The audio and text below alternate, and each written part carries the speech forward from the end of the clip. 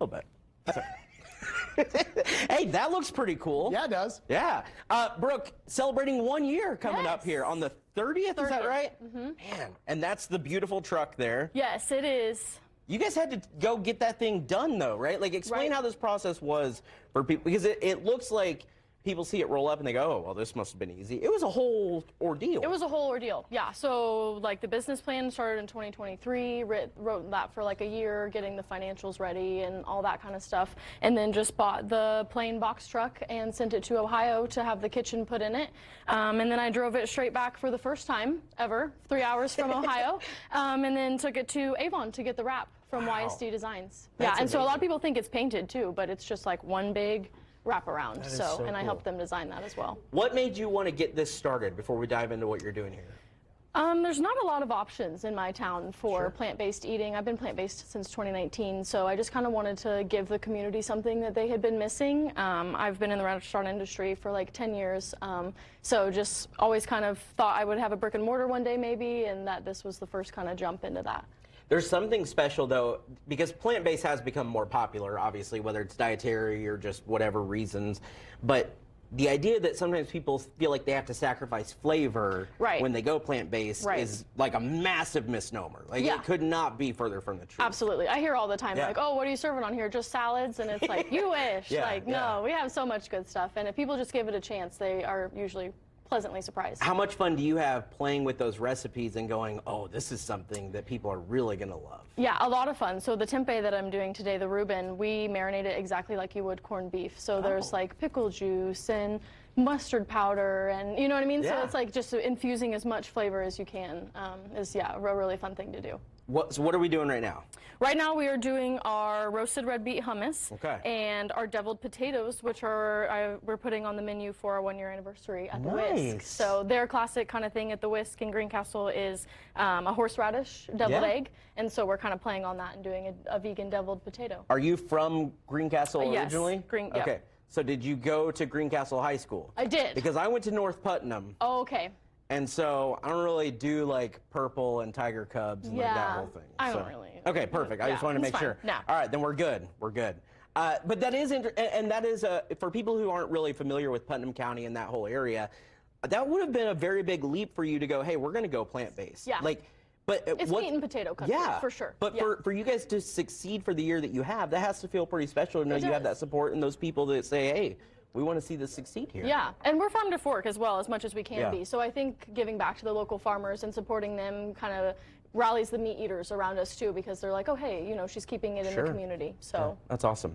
Okay, so you've got, what do we have over here? So we here? have some pita here just warming up. I'm just going to cut this into triangles so we can dip it for our hummus. And then we'll finish that with some fresh cut parsley, and it will be fantastic.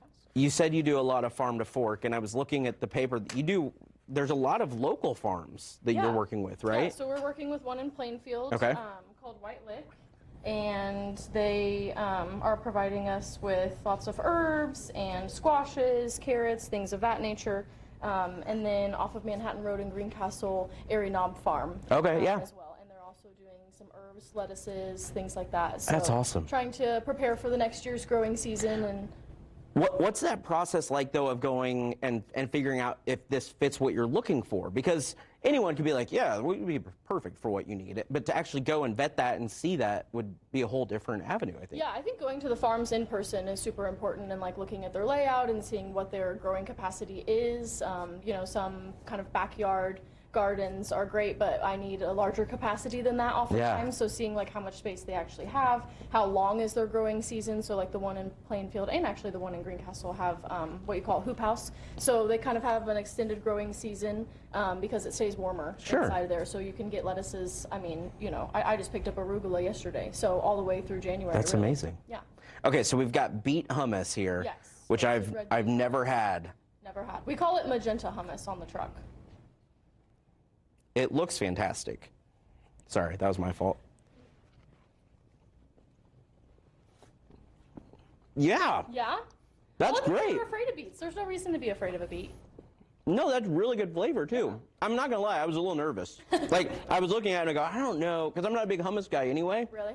But that is really I've heard good. a lot of hummus people. A lot of people say they don't like hummus and they try mine. So not to toot my own horn, but I think I've got the recipe on lock. There's something about like the earthiness of the hummus too that Yeah. adds a different element to that flavor, which is Right. really cool. I Yeah. love that. That's awesome. Okay, so now we've got Okay, the. so yes, so this is a mixture made with the scooped out potato, almost exactly like you would a regular deviled egg. Hang on, I just turned your microphone on. I Oh. think, or it died. Oh, there we go. Was I not on? It died. That's all right. I'll just stand close to you. Okay, that's cool. So yeah, this is the same sort of mixture as you would a regular deviled egg. Just some mayo, Dijon mustard, and then we're gonna finish it with a bit of paprika. What did you use to? Is it just the mustard and the mayo, or is there something that takes that yolk on as well? There is some black salt, which gives it that kind of sulfur egginess, and then a bit of turmeric as well, just to kind of enhance that yellow eggy color. These So, look yeah. really good. I love know, this aren't idea they too, yeah. cute? And we don't have to do all six No, of that's them. okay. But when you first started going plant-based, you said you went in 2019. What was that? Because that can be a struggle for people to go, okay, what am I going to eat? Am I going to just do salads all the time, or am I just going to do beans, or what's that look like? Yeah. How long did it take you to kind of figure it out on your own? It took a while, honestly, and also figuring out, like, how are you, everyone always says, like, well, how are you getting enough protein, and how are you? So I just did a ton of research and found out that, like, a quarter cup of walnuts has more protein than a 6-ounce chicken breast, and, things like that. So it was just a lot of research, really. These are they good? Yeah. I could eat 100 of these. Right. You don't even miss the egg. No, you really don't. That is. I'm gonna have another one. Yeah, go okay. for it. We're not done with Brooke because we're gonna come back with her in just a little bit. We're gonna do a little bit more, and I cannot wait. Yes. These are really good. Great you. job. Thank you. Congratulations.